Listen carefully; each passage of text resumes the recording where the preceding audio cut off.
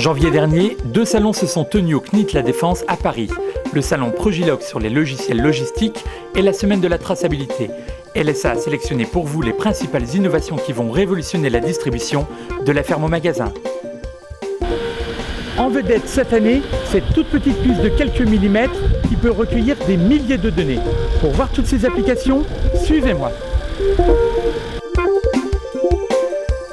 Dès l'entrée du salon, le visiteur est plongé dans l'univers RFID. Grâce à mon badge muni d'une puce intelligente, je suis reconnu et accueilli en passant sous le portique.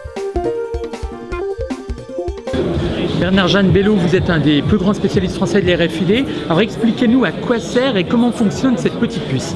C'est très simple, c'est un petit bout de silicium auquel est connectée une antenne et le tout va être téléalimenté par l'onde d'un lecteur.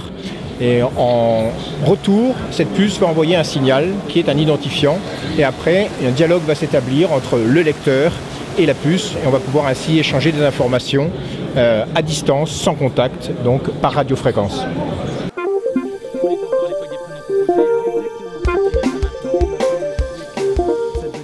Alors, on démontre à travers cette application tous les métiers de Résomatic, c'est-à-dire l'automatisme, la robotique, en ce qui concerne la programmation et l'intégration de RFID sur des lignes industrielles. Résomatic est présent dans tout l'agroalimentaire et notamment dans la fromagerie. L'idée étant, bien sûr, de tracer le produit de A à Z, c'est-à-dire de la vache au fromage, pour proposer et permettre une traçabilité complète tout au long de la filière de fabrication. Nous utilisons des outils tels que la RFID, les puces, que nous intégrons bien sûr sur la vache pour suivre son alimentation et son parcours. Et nous travaillons aussi sur des développements logiciels qui nous permettent de suivre le lait une fois arrivé à l'usine de transformation. Alors qu'est-ce que c'est que ce produit et qu'est-ce qu'il y a dessus? Donc là, sur cette démonstration, nous avons des bouteilles qui peuvent être des bouteilles de médicaments, donc il y a un projet réel.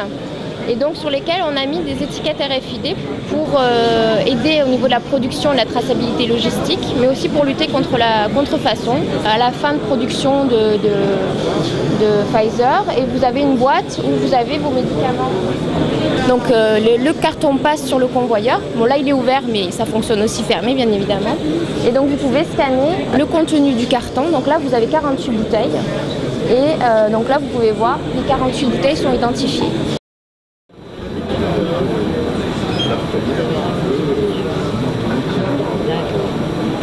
Grâce au gants, je peux identifier une étiquette textile qui est cousue directement sur le vêtement. Donc juste en approchant la main dessus, j'identifie le tag. C'est un tag qui est tissé sur l'étiquette. Donc c'est complètement invisible et ça permet à des vêtements de luxe d'être suivis tout au long de leur vie. Et via une connexion sans fil, Bluetooth, les informations sont remontées directement sur le PC et permettent après d'une gestion d'inventaire. Emmanuel Moreau, vous êtes responsable du secteur industrie chez DAC System. Cette étagère, finalement, elle a quoi d'intéressant? Nous avons intégré dans le magazine une étiquette RFID liée au meuble qui, en lui-même, est une grande antenne RFID. Quand l'étiquette sort du champ de détection d'antenne, elle déclenche une action, en l'espèce une vidéo. On peut mettre n'importe quelle application associée à l'étiquette. Olivier Desjeux, vous êtes directeur d'Ingecom et vous avez développé un produit tout à fait étonnant. On va se trouver dans la configuration d'un centre commercial et on va prendre un panel de consommateurs volontaires. Alors prenons l'exemple de cette dame qui va être munie volontairement d'un badge et qui va aller faire ses courses dans les différents magasins d'un centre commercial. Et à chaque fois que la dame passe dans le magasin, elle est repérée par le contrôleur qui transmet l'information en temps réel. Donc on saura combien de temps le consommateur volontaire aura passé dans chacun des magasins, quand il sera rentré, quand il en sera ressorti et vers quel magasin il sera allé par la suite. Les 2 salons le montrent bien, les technologies RFID sont OK, les systèmes informatiques sont prêts. Reste à savoir quelle sera la réaction des consommateurs face à ces puces RFID. Et là, il faudra une bonne dose de persuasion de la part des distributeurs et de leurs fournisseurs.